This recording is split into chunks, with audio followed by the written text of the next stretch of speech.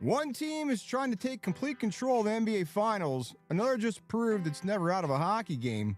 The Knicks are looking to grab a shocking 2-0 lead over the Spurs. Tonight, Hurricanes erase a 2-goal third-period deficit, won in overtime, and suddenly have all the momentum in the Stanley Cup Final.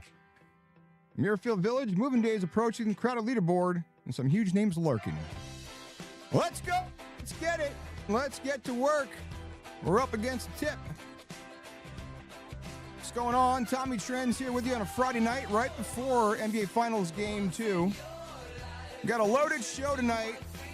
I'll try to get through it as fast as possible, give you game updates until we get out of here.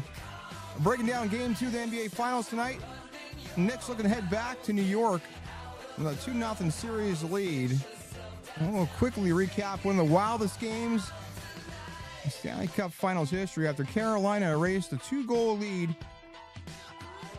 And, 2-goal third period deficit, improved to 6-0 overtime this postseason. And then we'll go out to Dublin, Ohio, get you updated from Muirfield Village and some names that missed the cut there and how it sets up for moving day tomorrow. We got Tommy Trend of the day. We got Bark Bets. And we'll go off the rails, and we'll also get you the clown of the week. This is Off the Hook, sports talk that pays off, powered by Pickett. Our Pickett play of the day is on our X page at OTH Sports Pod. It's posted there. You can go check it out. And what do you say? We just hop right into the NBA Finals Game 2 tonight. Knicks lead 1-0 in this series, stealing it the other night in San Antonio. And looking to win 13 straight tonight against the Spurs and pretty much knock the Spurs out with a win tonight. And if you think that pressure is on the Knicks, think again. No. The pressure is squarely on San Antonio, but yet the Knicks are still getting disrespected from the betting market. Spurs, listen, Carolina was in a do-or-die spot last night against Vegas, and they responded. And now it's up to the Spurs. Can they respond tonight against the Knicks after the Knicks stole Game 1? It's crazy that despite losing Game 1, the Spurs are still the favorite tonight. And this money line has climbed. It's absolutely insane. I think the Novig had it at 215 not too long ago. And the Spurs are laying about 5.5. I think 5.5, 6, depending on where you got it. But I think some books even had it at 6.5 at one point. But for whatever reason, Spurs are still the favorite, even though I don't see it. But I mean, how do you lose Game 1 at home and still become the bigger favorite in Game 2? Well, there's a few reasons for that, because it's that zigzag theory with the NBA playoffs. And you figure a team loses a playoff game, the market's going to expect a stronger response in the next one, which is what you saw in the NHL last night. So now, whether you believe it or not, the books know what's going to happen and how they set these lines. And if you look at the Spurs in Game 1, I mean, they shot the ball horrible. It was horrible. It was horrendous. They were 11 for 43 from three-point range, 43 three-pointers. I mean, Wemby took 9 three-pointers, which is absolutely ridiculous. And that's barely 25%, 11 for 43 from three. If you're a Spurs backer, and you're looking at that box score, you're saying there's no way they shoot that poorly again, right? And then there's Wemby. He hasn't been the best big man on the floor. Big cat Karl Anthony Towns, clearly, he just outplayed him from every single angle, no matter how you look at it. Put pressure on him. He's more physical. He was more aggressive. And now people don't expect that to happen twice. Not so fast. I don't know. Big cat, he can get it done. You're just looking for him to put a body on him and make him think and force him into mistakes. That's all you got to do, which is all Chet Holmgren had to do, which he didn't do. And then there's the Dylan Harper factor, right? You got a lift from Dylan Harper. He had 16 points, 6 for 10 shooting. Mitch Johnson shit the bed and didn't have him in the game down the stretch, which most people think that's going to change tonight, and they expect him to play a bigger role tonight. And then, you expect San Antonio to respond from a defensive standpoint and probably double team Brunson. You're not going to stop Brunson, but expect a double team. Here's the thing, though. Okay, you double team Brunson. Fine. The Knicks have 4 other starters that are capable of scoring. Okay? I mean, you see it on the screen there. Every Batman needs a Robin to win a championship. I mean, Josh Hart, if you look at the box score, you're like, well, okay, offensively, he sucked. But every other spot on the floor, defense is scrappy, he's aggressive, he was just a flat-out menace in game 1, and expect that again from Josh Hart tonight. So, yeah, you can double-team Brunson, but the Knicks have other people who can score. These guys are poised, they're veterans, they know the role. So, yeah, I understand what the books are saying, what the betting market's saying, and how the Spurs are favorite. But if you look at it, okay, you double team Brunson, maybe you slow him down, take him out a few plays here and there, but they have other people they can go to. Besides Wemby, Spurs, they don't have that guy. Who's the Robin to Wemby if he's Batman? You could say Dylan Harper last game. De'Aaron Fox is struggled with the injury, so he's not it. Who's that it guy? The Knicks have a bunch of it guys, and the Knicks are deep, and they'll beat you from pretty much every aspect on the floor. And they'll go deep, and they'll beat you deep. And they know how to win. And nothing phases them, right? They just chip away, and you saw it. You saw it throughout the playoffs. And they are in this historic 12-game winning streak that they have now have going. They're plus 272. That is the best 12-game stretch in NBA playoffs in history. They're doing something that we might not ever see again. These Knicks just know how to win. That's all they do. They haven't lost since April 23rd. Stole home court advantage, took game 1 in San Antonio. And that's the scary part if you're a Spurs fan. The Knicks didn't even play their best game. Brunson did get comfortable late. And when you needed him to respond in the fourth quarter, he was right there. But they left plenty of points on the floor. Let's be honest. They missed shots. They had empty possessions. Yet they still found a way to win. Right? And that's what championship teams do, honestly. They don't always beat you with their best. And sometimes they beat you with their worst. And again, it's these guys, this team knows their role. Right?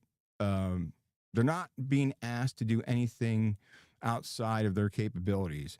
Then you had the bench. Shamet came off the bench, 13 points. Jose Alvarado had 7. And then if you look at the numbers, the Spurs did win several categories in game 1. They had more offensive rebounds, more transition opportunities, created extra possessions. They couldn't capitalize. You're up 14 points. You give it back. You had a 24-point swing. You're up 14, then you lose by 10. Somehow the Spurs just lost the second chance points. They lost that second chance point battle by 9, despite grabbing more offensive boards. They generated fast break opportunities, but averaged less than 1 point per possession in transition. That's absolutely horrible, especially for a team with that much athleticism. Spurs created chances. They couldn't finish. They couldn't keep their foot on the gas and close out the Knicks. Instead, you had Brunson, who's the ultimate closer, come down the stretch and get comfortable in the fourth quarter and lead the Knicks to a game 1 victory. And then more optimism, again, if you're a San Antonio backer tonight, shooting numbers. Spurs were just 10 of 38 on catch and shoot jumpers. It's 26%. Now, the Knicks weren't lighting it up either. They weren't lighting the world on fire. They were 5 for 27 off the dribble jumpers. That's 18.5%. Both teams have room for positive regression. Both teams can point to missed opportunities, and that's why some bettors believe game 2 looks different from game 1. Me? No, I don't see it. I'm looking at what I see with the eye test and this Knicks team. And you cannot get me to bet against this Knicks team. The Knicks are hearing all the reasons they're supposed to lose, yet they keep winning.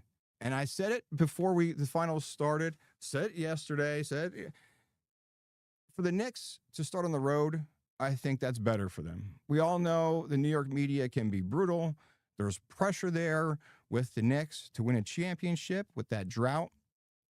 I mean, it's almost 60 years, 53 years without a championship. Right? So them starting on the road helps them, I feel. It's less pressure. Now there's clearly less pressure on them after winning game one. But then you look at it also, let's go back to this crazy trend stat, whatever you want to call it. The last 12 seasons now, this is a cover rate of better than 95%. I'm going to keep hammering this.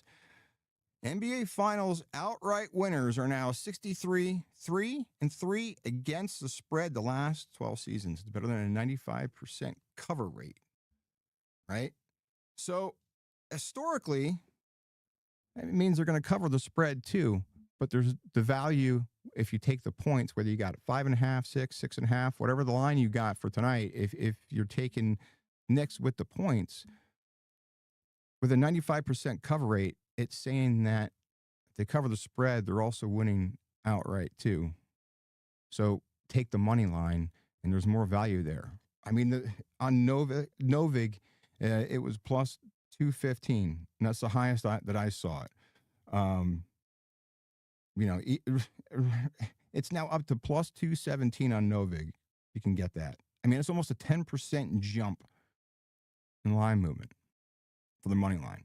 And that stat's telling you to take it and not just take the points, right? And there's also then another trend stat, whatever you want to call it, leaning toward the under. The under in NBA Finals games, in the last 44 NBA Finals games, the under has a cover rate of nearly 70%, 30, 13, and 1 toward the under in the last 44 NBA Finals games. And game one landed comfortably at the under. That number was anywhere from 217 to 218.5, depending on what book you were using. And the markets did adjust a little bit. And right now, as far as total, Profit X has it at 218.5, and Novig has it at 216.5. Right, so that's what you're seeing throughout the market right before we get ready to tip here. So the market is adjusting there. Now, you believe that both teams are going to shoot better, and this thing turns into an offensive game? Or do you trust what we've seen from the final from NBA Finals basketball for more than a decade here? Because historically, it leans to the under. And then here's another trend, though, that actually works in the Spurs' favor. In the last 23 NBA Finals, home favorites that have lost game one outright only 4 times. And in those 4 situations, the home favorite bounced back and won game 2 every single time. Let me read that again. In the last 23 NBA Finals, home favorites that have lost game 1 outright only 4 times in those 4 situations have bounced back and won game 2 every single time. They went 3-0-1 against the spread and covered by an average of 8 points per game. It's a small sample size, but it's still worth a note here if you're looking at some trends as we get ready to tip. And then if you peel back the onion layer a little bit further, the top 2 seeds playing at home after losing game 1 are 27-9 straight up, 21-14-1 against the spread in game 2. So historically, you're thinking the Spurs are going to respond. However, you're not getting me to bet against that Knicks momentum and how they're rolling through the playoffs and haven't lost since April 23rd. And that's what makes the NBA Finals absolutely fascinating to watch. I mean, we're seeing this Knicks team do something we have not seen ever. One side has the trends, and the other side has the flat-out results. I mean, I still don't know how this Knicks team is getting disrespected in the betting market. I don't. I mean, you do think that there is regression coming, positive regression there from the Spurs, and then again, the Knicks haven't lost since April 23rd. But by the end of tonight, we're going to find out whether the Spurs can save their season, or if the Knicks are about to head to Madison Square Garden with a 2-0 lead and one hand on the Larry O'Brien Trophy. So we'll see what happens. Getting ready to tip right about now, game 2 in San Antonio. And then speaking of teams looking to avoid falling behind in a championship series, Carolina found itself in the exact same situation last night, down 2 goals in the third period, lost game 1 at home, and somehow they found a way to save their season and make this a series now. And, I mean, this is just the Hurricanes look dead. And our pick-up play of the day yesterday was the Vegas Golden Knights money line, and I thought we are going to cash that. It looked pretty good, and then it all just fell apart. But the pick-up play of the day is still 10-5 if you're following along. But they were down 2-0, and then they pulled one of the most incredible comebacks of the postseason last night to force an overtime win. They erased that 2-goal third-period deficit and scored 3 goals in just over 5 minutes. And then Vegas did tie it up. And then Carolina eventually won in overtime. Seth Jarvis power play goal to even the Stanley Cup Finals at 1 game apiece. And the Hurricanes now improved to 6-0 in overtime games this postseason. 6-0 in overtime games in the postseason. And at some point, that's not luck anymore. It's a team that believes they're never out of a game. All right? Kind of what we said about the Knicks. The Knicks can be down and maybe be counted out, and they bounce right back, and they just stick with it. And we talked about it when we previewed this Stanley Cup Finals. We said, look, it's the patience versus the ruthlessness. The patience of the Carolina Hurricanes organization, sticking with Brenda Moore through the ups and downs, and, trust in that process, so to speak. And then Vegas flipping the script and completely flipping the table upside down and fired their coach, fired their Stanley Cup winning coach, Bruce Cassidy, with 8 games left in the season and thought, fuck it. We're bringing in Tortorella and see if he can guide the ship to a championship. And like, fuck it, we'll figure it out later and see what happens. And, I mean, it seems like it panned out. But, again, you have the patience versus that ruthlessness from the Vegas Golden Knights, and they're both here fighting for a cup. But this Hurricanes team, they're just patient, and they never doubt themselves, even when they're down. Now it looked, looked like their season might be over, and they got tight at spots in that game last night, but forced an overtime, got an overtime win. Vegas forced it overtime, and then Carolina still prevailed. And Brett Howden for Vegas.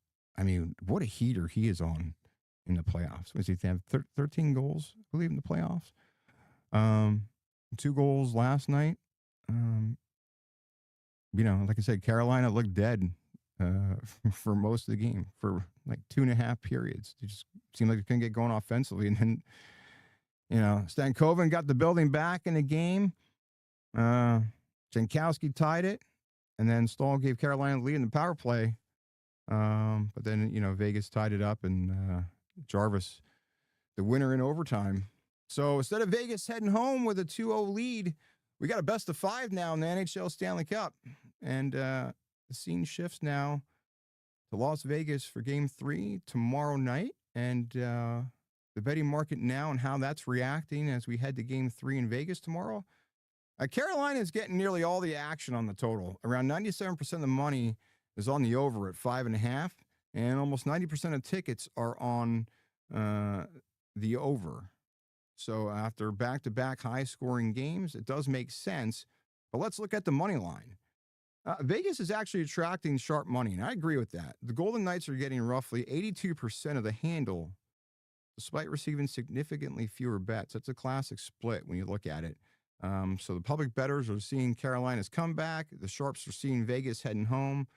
And that's where that battle is now. And I agree that it's sharp money on Vegas. Listen, if you're a sports fan, you don't need to be, you can be a casual hockey fan, maybe not even like hockey.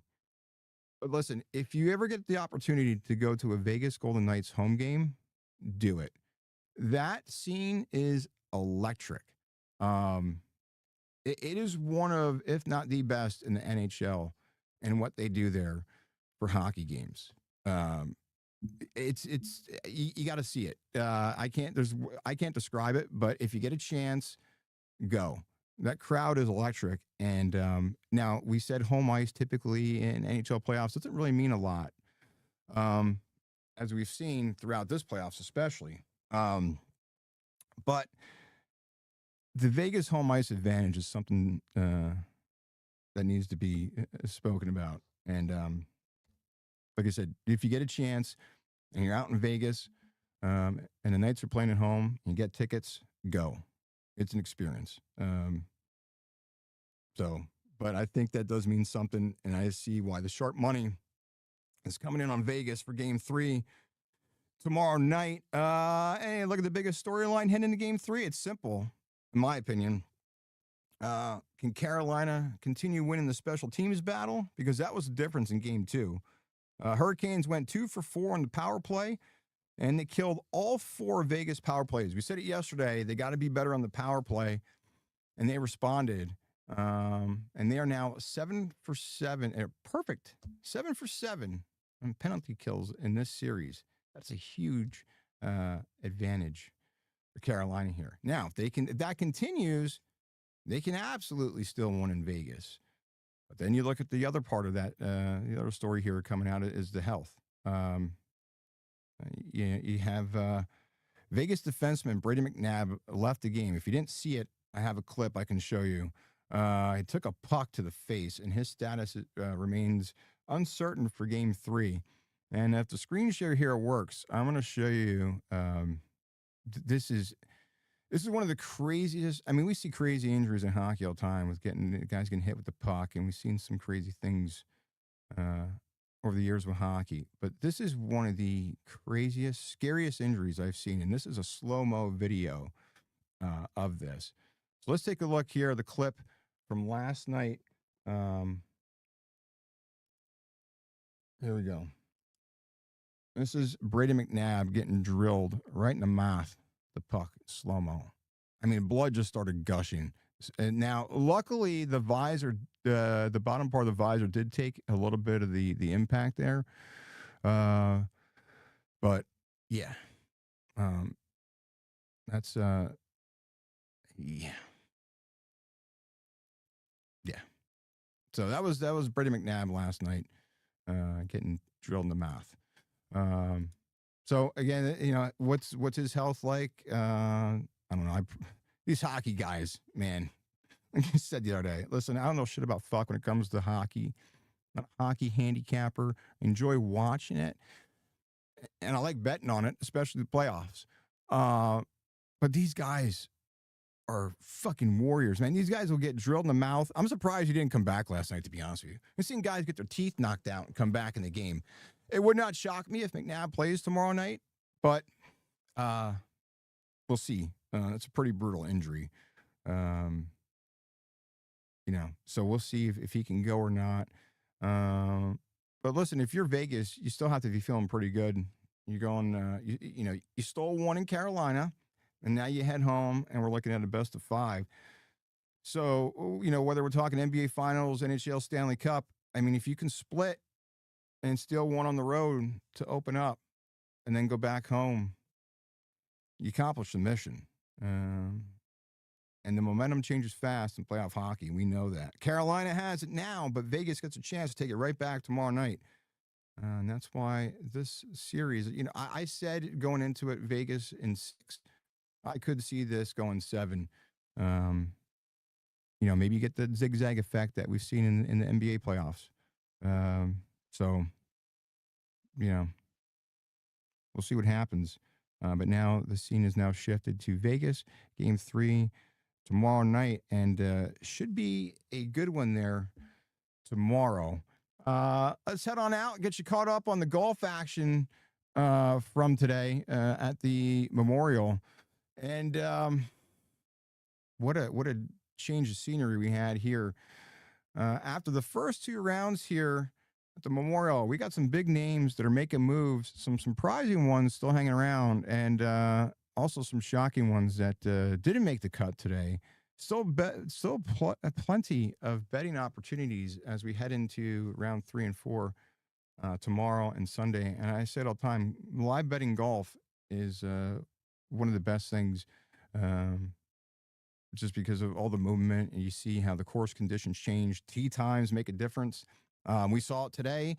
We said the wind was going to pick up today in the afternoon, and it did affect the guys with the afternoon tee times. We're going to see that again tomorrow. So the guys with the afternoon tee times tomorrow, the guys up front on the leaderboard, we could see some difficulty scoring as the winds pick up tomorrow.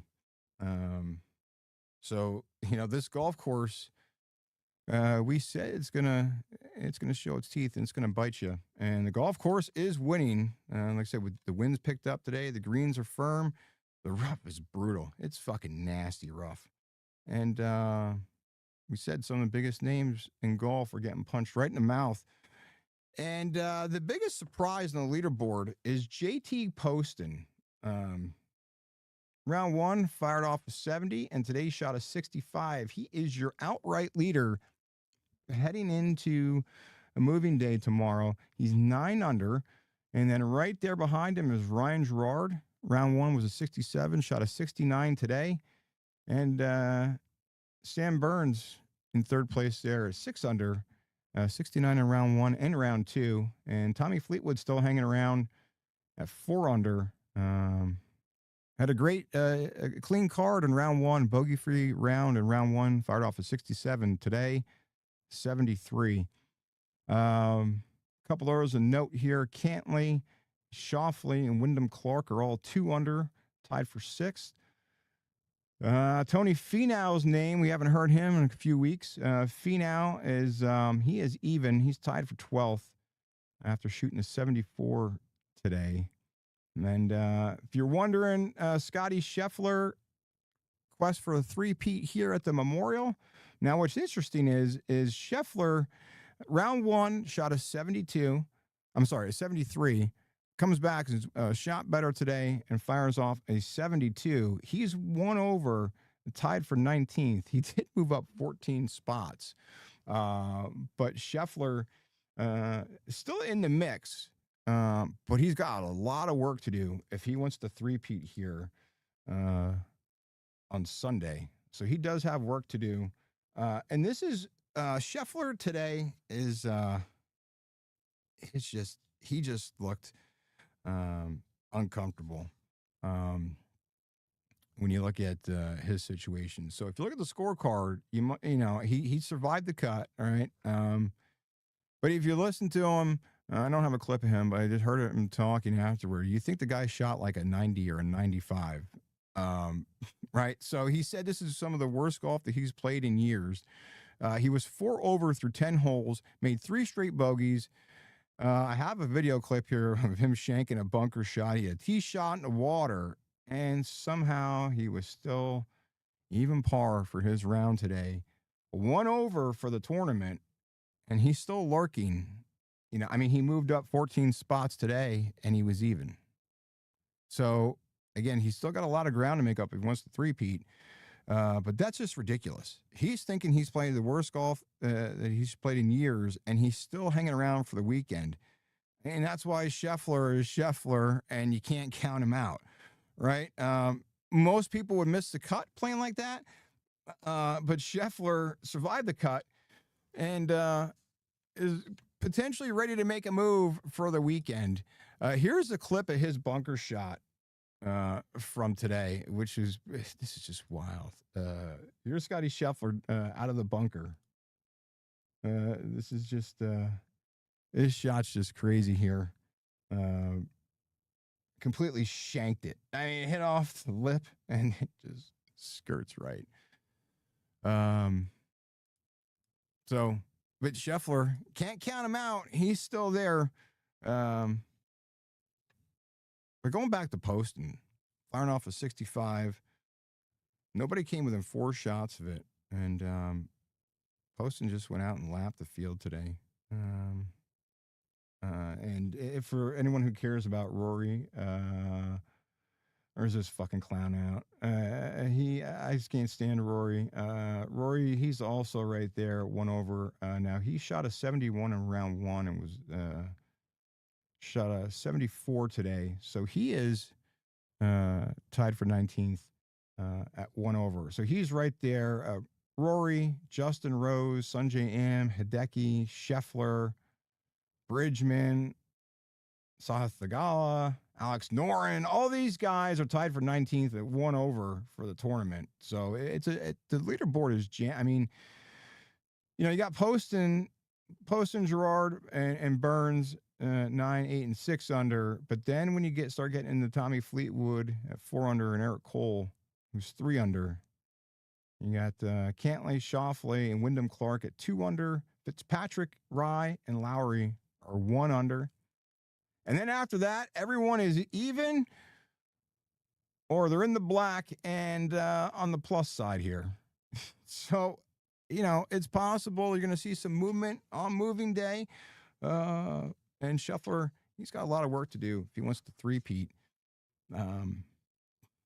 Somehow I don't see Scotty Scheffler coming out and playing as bad as he did today, or even in round one, shooting a 73. But again, the wind will be picking up again in the afternoon, and we'll see what happens tomorrow. And Scheffler, after this horrible start, he did birdie 3 of the final 8 holes. And now his cut streak is 76 consecutive events. So Scheffler has made the cut streak, has now moved to 76 straight events. And somehow his three-peat hopes are still alive. He's 9 back. But, this isn't your local muni course here. It's Muirfield Village. This leaderboard can get wrecked in one afternoon. Hell, I mean, we could see a lot of movement in the morning guys teeing off. And it's like Scheffler even said it. You never know what's going to happen on this course. And I heard Jack Nicklaus, he was on the Golf Channel this afternoon, sat in for quite a bit of the round this afternoon. And he said he feels that anyone is still alive in this tournament. With how the course plays and the conditions, and he said definitely don't count Scheffler out. So, but if you're holding that Scheffler ticket, don't tear it up yet. It's still pretty much alive. And even Jack Nicklaus said it himself. These guys are not out yet. Everybody's still right there. Now, as far as who is cooked and some of the names that didn't make the cut, Jordan Spieth entered the day under par. We had him as an outright winner. Throw that right in the fucking trash can. He went out today and fired off a 79. Missed the cut. Minwoo Lee missed the cut. Bobby Mack missed the cut. A lot of players got exposed with this golf course over the last 2 days, and that's what Muirfield Village does. Doesn't matter who you are. Doesn't care how hot you've been. If you're not driving the ball well and striking your irons, you're going home, packing your bags. And we said iron play and approach play is going to be key here. And it wasn't just driving distance. It's a complete driving distance and accuracy off the tee. But more so the approach play and your iron play is king here at this tournament. But as we look ahead to tomorrow and Sunday, I mean, are you trusting JT Poston? Or you trust the golf course to bite back? And more of the what we saw at the PGA Championship at Aronimink. Because, historically, it favors the course. And the course is going to bite back, especially with the winds tomorrow afternoon. And it takes one bad stretch, and not like a back nine or a front nine, just a couple stretch of holes. And Poston, his name could be dropping fairly quickly. And then you have one good round or a good stretch of holes, string together a couple birdies, and you're right back in the mix. And, Scheffler really only being, 9 shots back while playing the worst golf that he's played in years, that should tell you everything you need to know about how dangerous he still is heading into the weekend. So my bet is you're going to see a lot of movement tomorrow, and you're going to see a hell of a finish at this tournament come Sunday. You're not going to see a lot of separation. You're going to see, I believe, a bunched up leaderboard like we saw last week, Colonial, and like we saw at Aronimink. So 3 of the last 4 weeks, I feel that we're going to get good golf heading in the weekend. It's not going to be, you're not going to see separation and guys pulling away here. So looking forward to that. Looking forward to good golf and see how everything shakes out tomorrow and Sunday at the Memorial and can Scheffler three-peat. Don't tear up your Scheffler tickets just yet. But let's get you the Tommy trend of the day. Sometimes it's betting related. Sometimes it's just weird sports stats or facts or whatever you want to call it.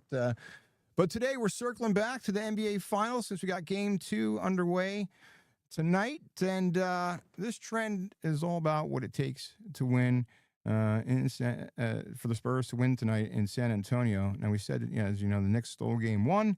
And Knicks are trying to do something that's happened only twice before in NBA Finals history.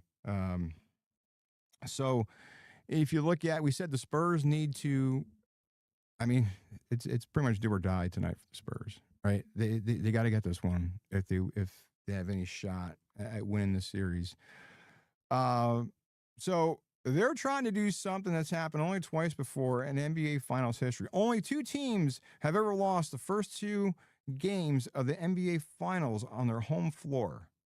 And those two teams are the 1995 Orlando Magic when they were playing the Houston Rockets. And, you had Shaq, Penny.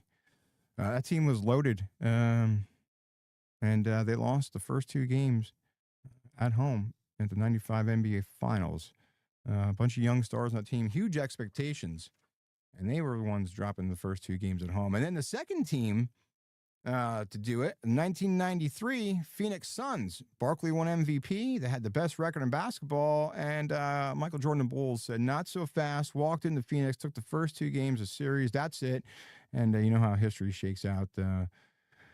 Bulls won the championship. So those are the only 2 teams ever to lose the first 2 home games of the NBA Finals. Now tonight, San Antonio is trying to avoid becoming the third because if the Knicks win tonight, which I think they will, the Spurs will join a very exclusive list, but it's a list that you don't want to be on. Now, to be fair, like we said, history says that San Antonio should respond.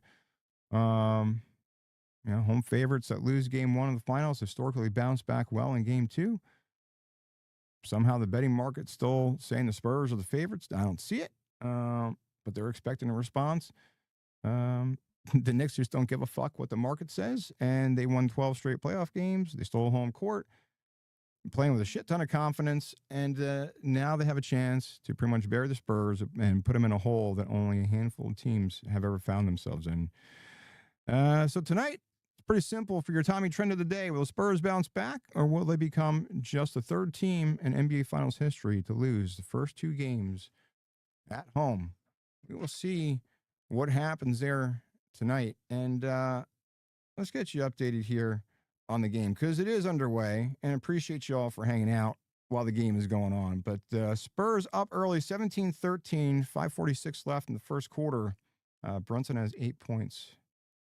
And Champagny also has 8 points. Those are your leaders right now. 17-13 Spurs with 5:46 left to go in the first quarter.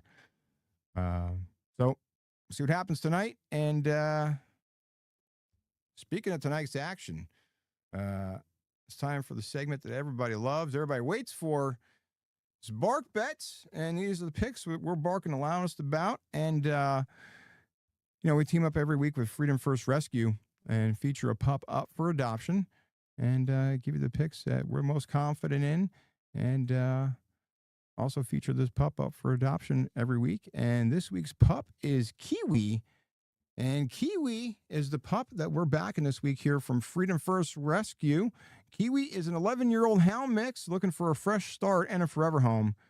And after being surrendered by his owner, Kiwi found himself in a shelter where, unfortunately, senior dogs are often overlooked.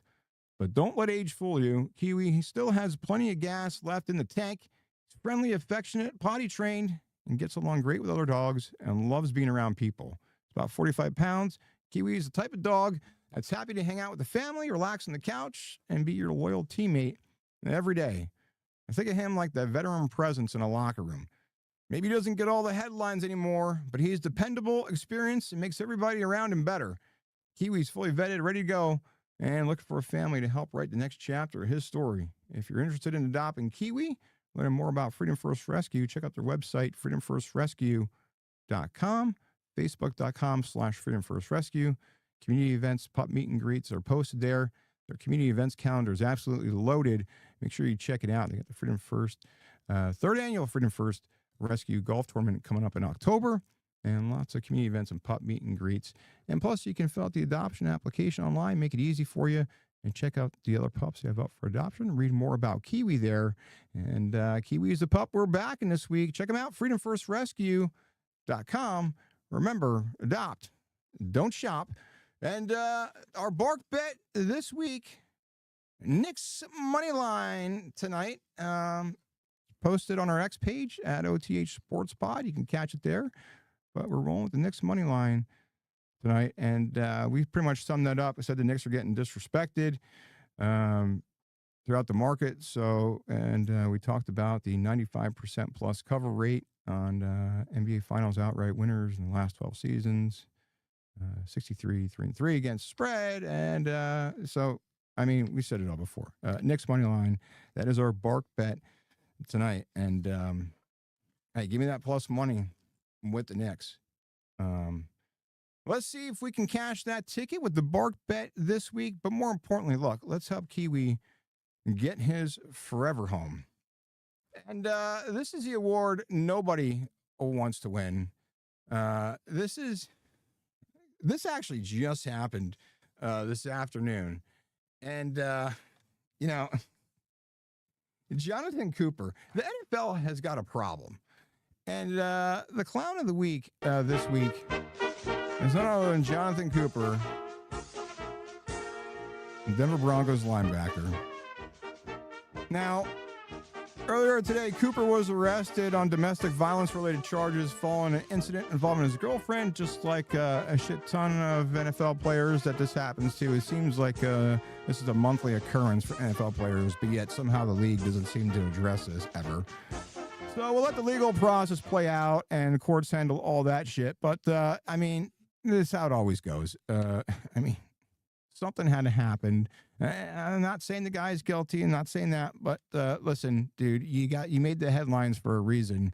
You know, you got a 4-year, $54 million contract. You started every game for the Broncos over the last few seasons. You established yourself as one of the key pieces of that defense. And instead of talking about football, the Broncos are now answering questions about an arrest. That's the problem, right? Is these players talk how they want opportunities, they want bigger contracts, they want more responsibility, but then you go out and you're a fucking clown and you get arrested on alleged domestic violence charge. Now, listen, you need your day in court, but we typically see how these things shake out. You know, this guy's worked to get here. It's less than 10% of athletes are going to go to the NFL.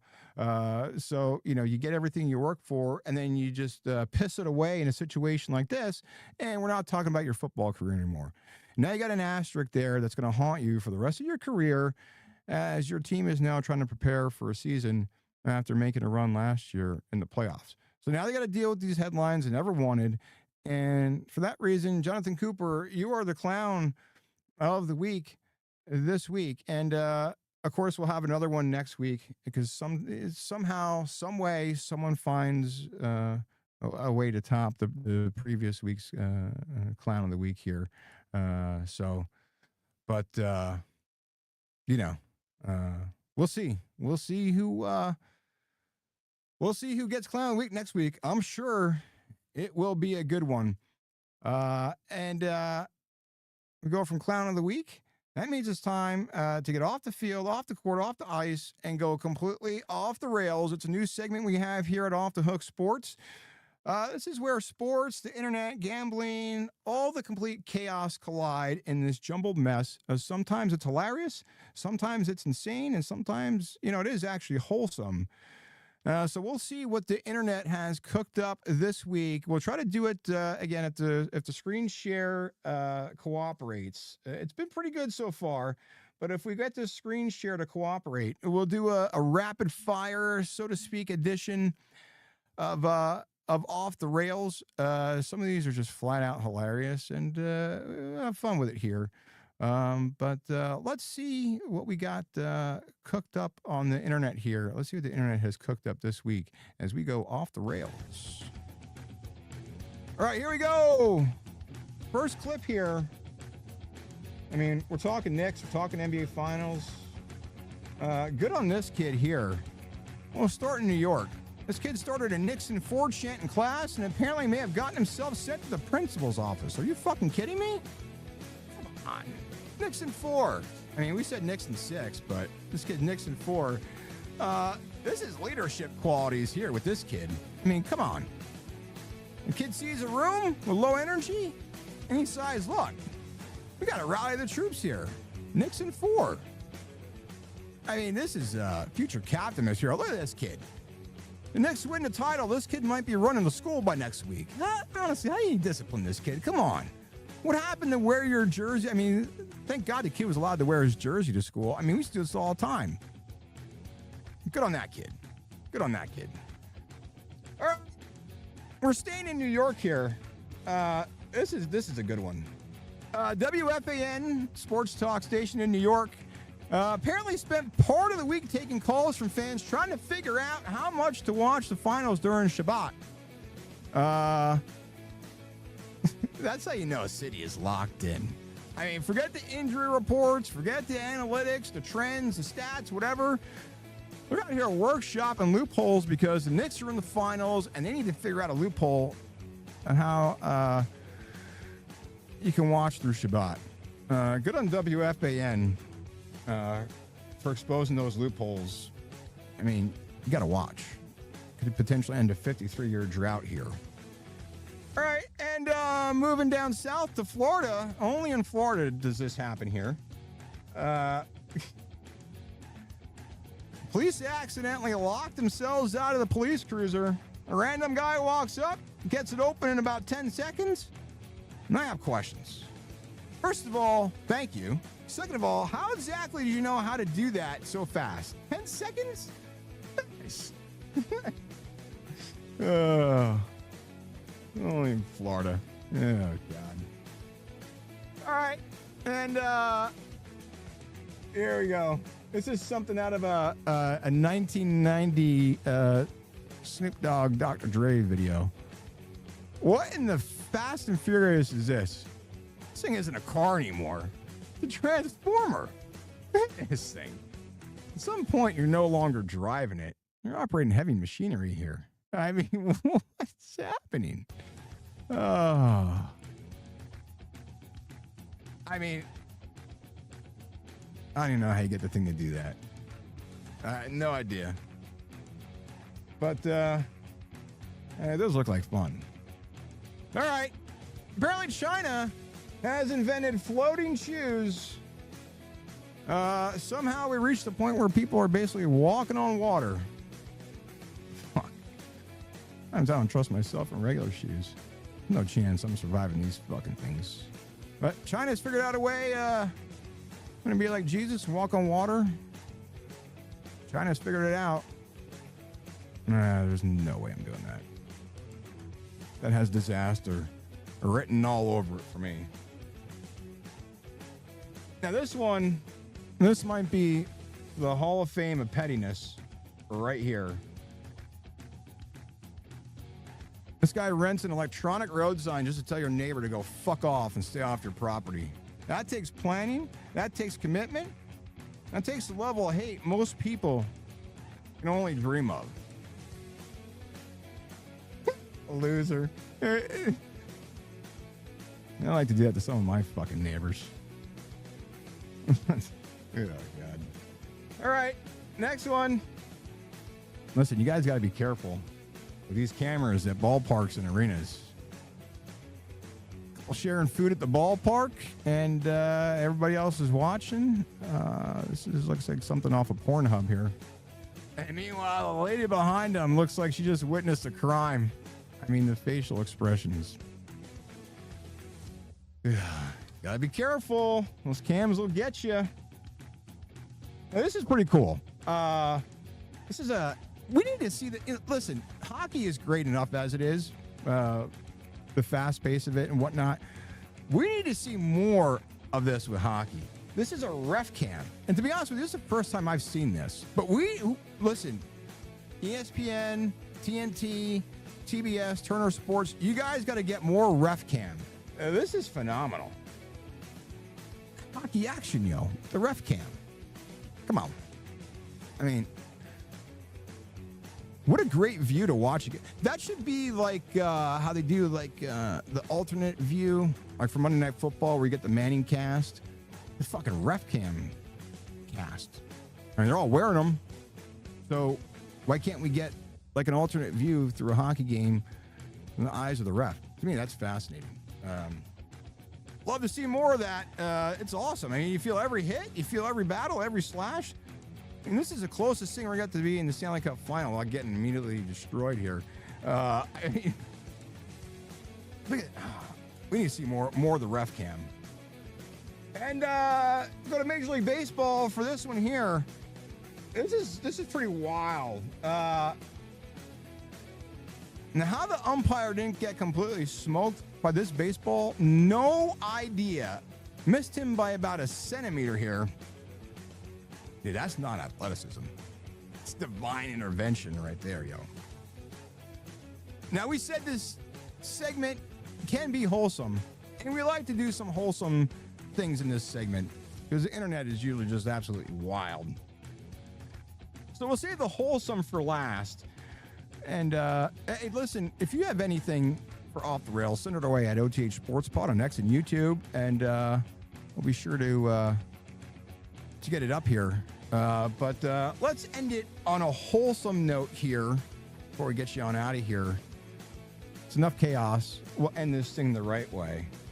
And listen, love dogs, dog lovers, and let's take a look at the dog tennis ball army. Look at this chaos. One dog launches about 15 feet in the air trying to get the tennis ball while the rest of the squad is just hanging out watching. My boys Nash and Mookie would absolutely love having me replace tennis balls every 15 minutes if this machine showed up at my house as they patiently wait to go outside and go for a walk. They would absolutely love this machine. Where do we get that thing? Temu? Amazon? This guy's one of those. Now this one is going to melt your heart and maybe bring a tear to your eye. Because it did me, I'm not going to lie. Look at this service dog who, if you don't have a little tear in your eye or a smile watching this one, I can't help you. This dog sees his soldier, immediately takes off running, no hesitation, no questions, pure excitement. And that doggo has got some prosthetic legs. I mean, that's just a heartfelt moment right there. It's still bringing a tear to my eye. Dogs don't care how long you've been gone. They just know you're home. Look at that pup. That's beautiful, man. That is beautiful. And next here, another one. Listen, I said we're dog lovers. And we're going to keep it wholesome here. This is just therapy. And guys sit on the floor, and dogs are therapy. And the dog immediately wraps him up, giant hug. Hey, some days that's just all you need. I'll take all the hugs I can get from my boys. And one more before we get on out of here. Another pup. There's a cute one here. And finally, we got Maple. Enjoying an ice cream cone like she just hit a game-winning shot. Eyes closed, completely locked in. Living in the moment better than any of us. Honestly, that is a lesson we could probably all use. Look at that pup. Gotta love it. And that will do it for Off the Rails for this week. Like I said, if you got anything to add to the show, at OTH Sports Pod on X and YouTube, send something our way. we'll be sure to get it up there. Could be crazy, could be insane, wholesome, but send it our way, and we'll get you on there next week or upcoming weeks here on Off the Rails. But all right, well, I think that's about it for 1 week. NBA Finals Game 2 underway. We covered the finals, NHL Stanley Cup Finals, Memorial Tournament. We gave you the Tommy Trend, the Bark Bets, Clown of the Week. We have floating shoes, lowriders, Florida locksmiths, and service dogs reuniting with their soldier and dogs eating ice cream. You want to get that right here on Off the Hook. We gave you the full run of the gamut here. It's going to wrap it up for us tonight. Huge thank you to everybody who joined tonight and all those who are going to watch the replay, especially those who joined tonight while we have Game 2 of the NBA Finals. And appreciate you hanging out. And as always, a special shout out to this week's Bark Bet Pup from Freedom First Rescue, Kiwi. Let's get that guy a forever home. We know there's one out there waiting for him. And we did the Bark Bet Pup from last week, Chevy. She got adopted. So, hey, we need to get more of these pups a forever home. Let's go. We helped you cash a bet, kept you off a bad one, gave you a new angle for the weekend, or just helped you get ready for a big sports weekend, or gave you some wholesome moments with the dogs and Off the Rails. Hey, listen, hit that like button, subscribe to the channel, drop a comment, and make sure you click the bell, turn the notifications on so you don't miss a live show. Lots of chaos here on Off the Hook. We bring it to you multiple times a week. And we'll keep doing so as long as you keep hanging out with us. So my boys, Mookie and Nash, they're patiently waiting. I got to get a quick walk in and get them some dinner. Make sure you're following us right here on YouTube at OTH Sports Pod and on X at OTH Sports Pod. All the daily plays, the pick-up play of the day. We are 10 and 5 in those, live updates, and all the sports chaos and whatever else we feel like sharing. You can find it there. So for myself, Mookie, Nash, everyone here at Off the Hook Sports, thanks for spending your Friday evening here with us. And we might be back tomorrow or Sunday to get you caught up on all the NHL, NBA action. Hey, listen, let's cash some of these tickets tonight, this weekend. Let's beat the books. And we'll see you guys at the window.